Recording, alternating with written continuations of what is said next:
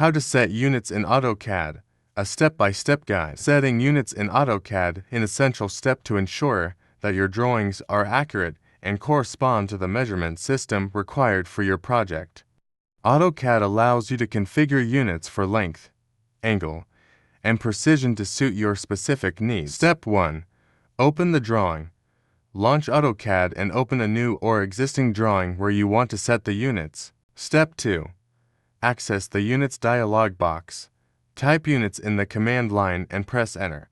Alternatively, you can access the Units dialog box through the Application menu. Format greater than units. Step 3. Set the unit type. In the Drawing Units dialog box. Length type. Choose the type of units you need for your drawing. Step 4. Configure precision. Set the desired precision for both length and angles. This determines the number of decimal places or fractional precision displayed in your drawing. Step 5. Specify the insertion scale.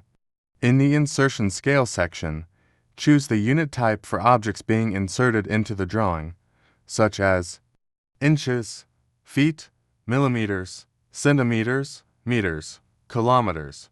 Step 6. Set lighting units optional. If working on a 3D model or rendering, choose the lighting units. International SI, American Imperial. Step 7. Confirm and apply settings. Click OK to apply the selected units to your drawing.